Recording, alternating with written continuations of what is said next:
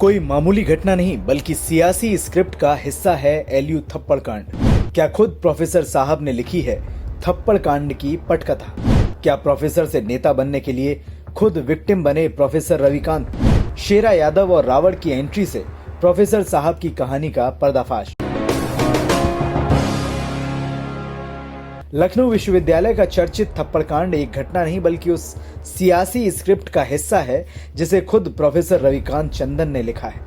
ये बात सुनकर आपको हैरानी हो रही होगी, लेकिन थप्पड़ कांड के बाद जिस तरीके से थप्पड़ कांड को सियासी तूल दिया जा रहा है, उससे ये बात तय है कि प्रोफेसर रविकांत थप्पड़ कांड के विक्टिम बन सियासत के हीरो बनना चाहते हैं। वो दलित चिंतक से दलित सियासत का चेहरा बन प्रोफेसर से नेता बनने का प्लान बना चुके हैं।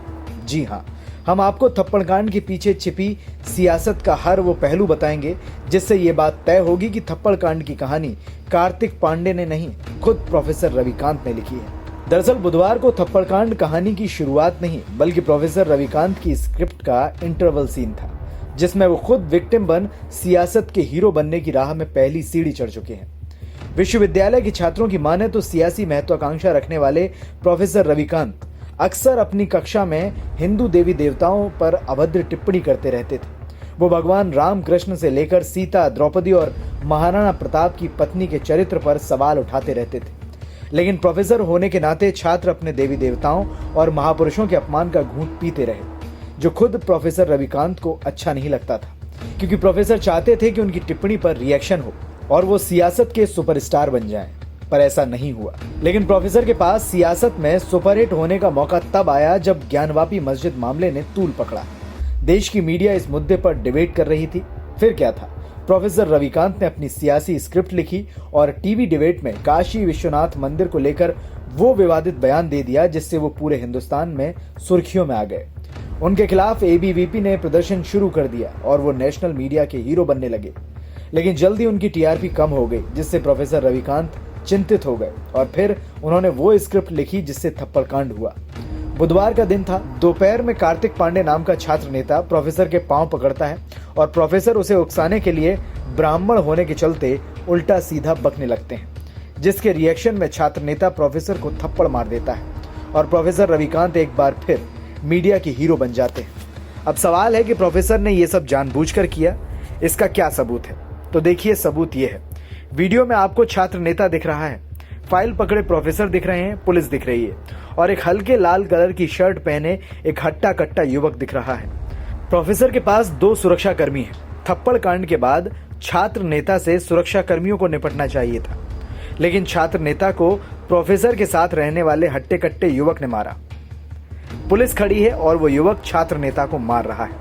उसने स्टील की बोतल से छात्र नेता पर ऐसा हमला किया कि वो जख्मी हो गया। अब सवाल है कि 2 सुरक्षा कर्मियों के बावजूद ये युवक कौन है? एलयू का छात्र है, शिक्षक है या फिर कोई और कर्मचारी? ये युवक इन तीनों में कोई नहीं है, बल्कि ये युवक अपराधी है। ये आदमी आजमगढ़ का हिस्ट्री शीटर है जो विश्वविद्यालय में प्रोफेसर रविकांत के साथ खुलेआम घूमता है। प्रोफेसर रविकांत 2 सुरक्षा कर्मियों के बावजूद एक अपराधी अपने साथ लेकर चलते हैं, जो सवाल खड़ा करता है कि क्या प्रोफेसर को पुलिस पर भरोसा नहीं? खुद को विक्टिम बना रहे प्रोफेसर रविकांत एक प्रोफेसर होने के बावजूद विश्वविद्यालय के नियमों की धज्जियां उड़ा रहे हैं, क्योंकि विश्वविद्यालय में गैर छात्र की एंट्री नहीं है। उसके बावजूद हिस्ट्री शीटर शेरा यादव को साथ लेकर चलना कहां तक सही है? प्रोफेसर रविकांत का पहला हथियार जहां शेरा यादव है, वहीं सियासी हथियार चंद्रशेखर रावण, जिससे वो अक्सर मिलते जुलते रहते हैं।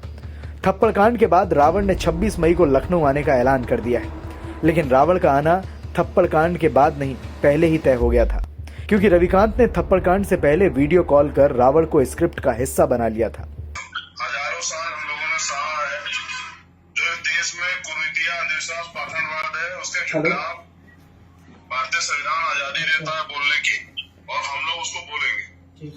जो अन्याय हुआ है उसको हम लोग रोकने का भी प्रयास करेंगे, और अगर किसी को इस बात को बुरा लगता है तो वो भी इस अन्याय अत्याचार को जो हमने सहा है, अब भी जो चल रहा है, उसको रोकने में मदद कराए।